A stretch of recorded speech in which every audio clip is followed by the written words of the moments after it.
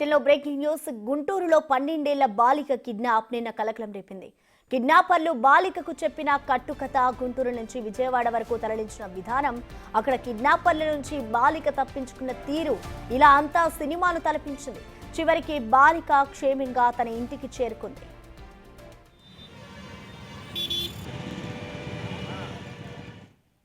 గుంటూరులోని వెంగళరావు నగర్లో 12 ఏళ్ల బాలికను ఇద్దరు దుండగులు కిడ్నాప్ చేశారు. ఉదయం 11 గంటలకు ఇంట్లో ఆ అమ్మాయి మాత్రమే ఉంది. ఆ సమయంలో కారులో వచ్చిన దుండగులు బాలిక తల్లికి యాక్సిడెంట్ జరిగిందని, గాయాలతో కొట్టుమిట్టాడుతుందని, వెంటనే తనను చూడాలనుకుంటుందని ఆమెకు చెప్పారు. దుండగుల మాటలు నమ్మిన చిన్నారి వారితో వెళ్ళింది. కారులో ఆమెకు మత్తుమందు కలిపిన డ్రింక్ ఇచ్చారు. గుంటూరు నుంచి విజయవాడ వెళ్లారు.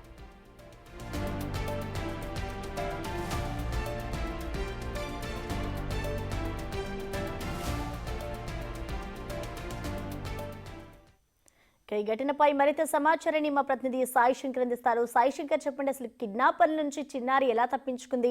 అసలు ఈ ఘటనపై ఇటు తల్లిదండ్రులు కానీ పోలీసులు ఏం చెప్తున్నారు సాయి శంకర్?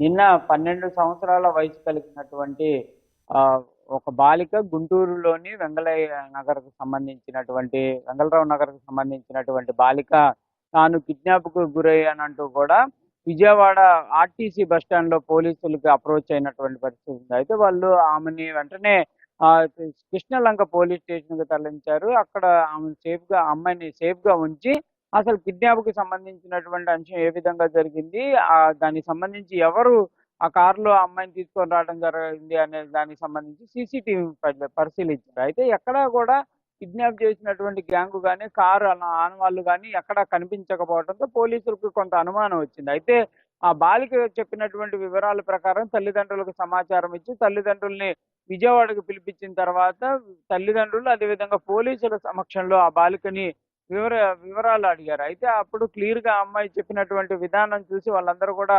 ఆశ్చర్యపోయారనే విధంగా చెప్పొచ్చు. హాస్టల్లో వేస్తారు, స్కూల్కి వెళ్ళట్లేదు, హాస్టల్లో చేర్పిస్తామని తల్లిదండ్రులు భయపెట్టినటువంటి నేపథ్యంలో బాలిక ఇదంతా కూడా పక్కా ప్రణాళికగా ఒక విధంగా చెప్పాలంటే